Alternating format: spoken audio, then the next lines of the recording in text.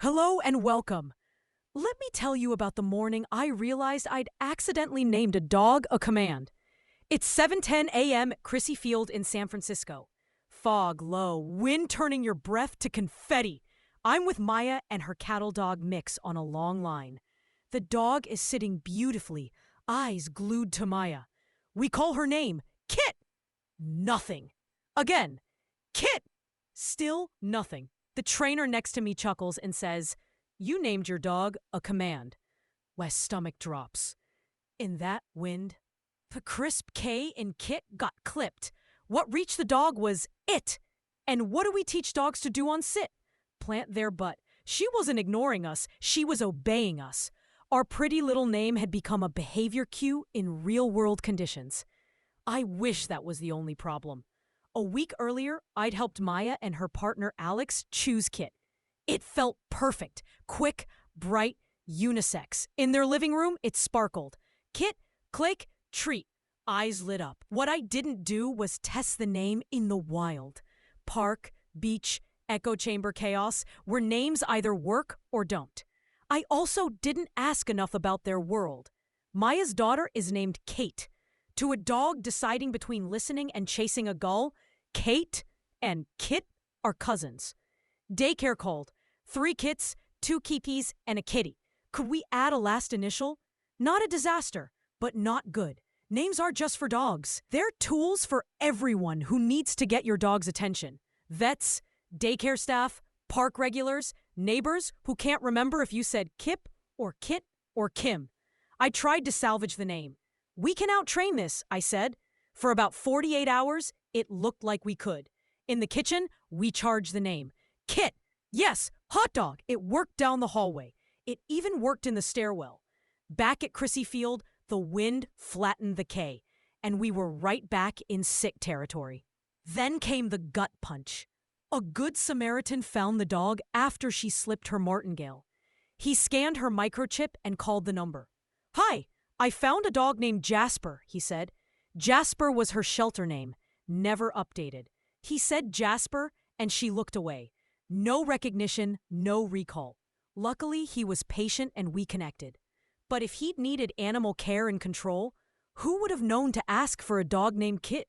In 72 hours, I relearned something I already knew. A name isn't a label. It's a tool that has to work across environments, people, and systems, especially under stress. What did I get wrong? I let aesthetics beat function. Kit felt right to us, but not to the dog in wind and noise. I ignored the social soundscape. Too close to Kate, too close to a trainer's dog, Kip, who works in the same park. I didn't check for uniqueness. Daycare and the vet had near twins. I ignored the digital identity. The microchip said Jasper. The collar tag said Kit. The daycare app said K-Dog. And I didn't test for command collisions. Kitsit is obvious in hindsight, just like Bono, Ray Stay, Rumcum, Pono.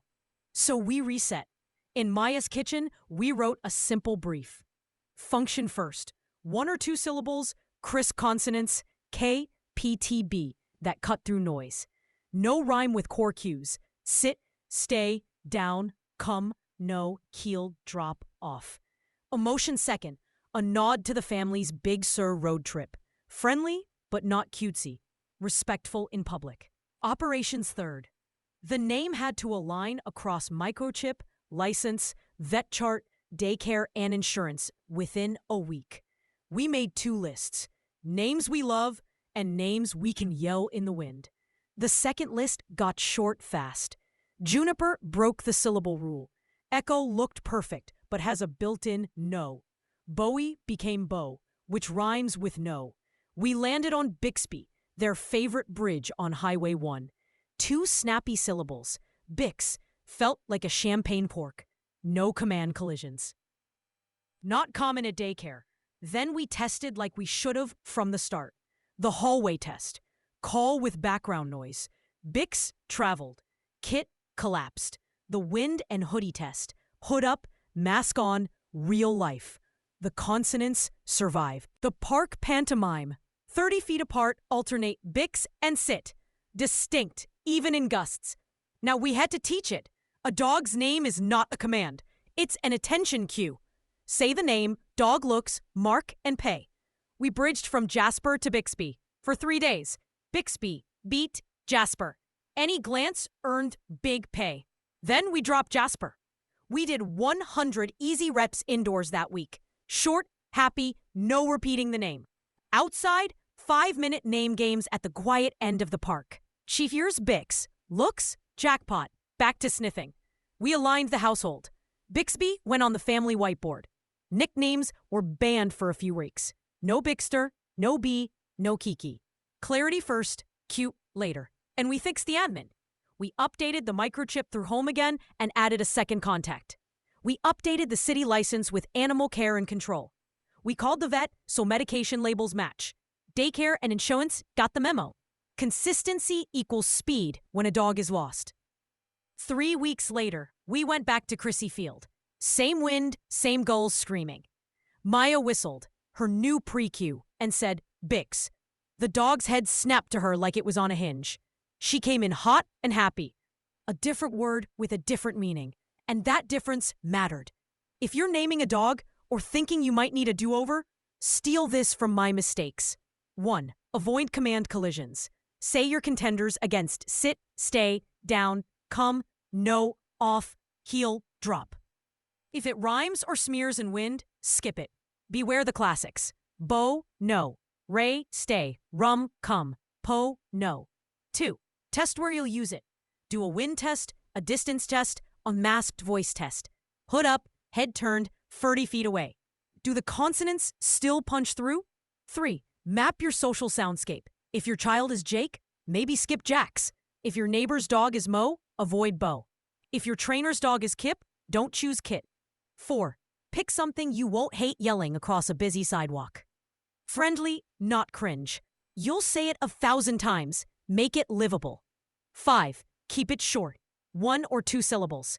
Lock the core name for 3 to 4 weeks before nicknames creep in. Clarity speeds learning. 6. If you go popular, Luna, Max, add a unique signal for crowded places. A whistle plus the name or a distinct clap pattern. Give yourself a way to cut through when 5 Lunas spin around. 7. Don't skip the admin. Align microchip, license, vet, daycare, groomer, and insurance. Add a backup contact. If a good Samaritan scans your dog, the name they say should be the one your dog knows. And if your current name isn't working, you can change it. Dogs are brilliant pattern matchers. Bridge the new name to the old one for a few days. Pay big for eye contact and practice where it's easy before you take it to the beach at 7 a.m. with the wind in your face. Here's a quick at-home process. Step 1. Shortlist 5 names that fit your vibe and your rules. 1 or 2 syllables, crisp consonants, no collisions. Step 2. Take them for a spin. Say each name 10 times down a hallway with a fan or podcast running. Then outside with your hood up. Cross off the mushy ones. Step 3. Check your ecosystem. Ask daycare, scan the dog park, consider family names and neighbors. Step 4. Pick one and commit. Do 50 to 100 tiny reps over 3 days indoors. Then 5-minute sessions in low distraction spots. Step 5. Align your paperwork. Microchip, license, vet, daycare, insurance.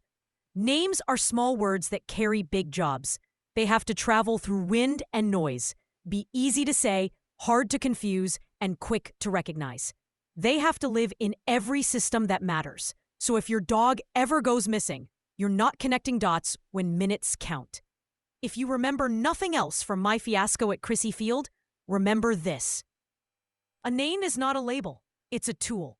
Pick one that works, teach it like you mean it, and back it up on paper. All right, go shout your short list into a breeze. See what survives, and throw your dog a jackpot when they whip their head toward you. I'll see you, and maybe Bixby, out on the trail.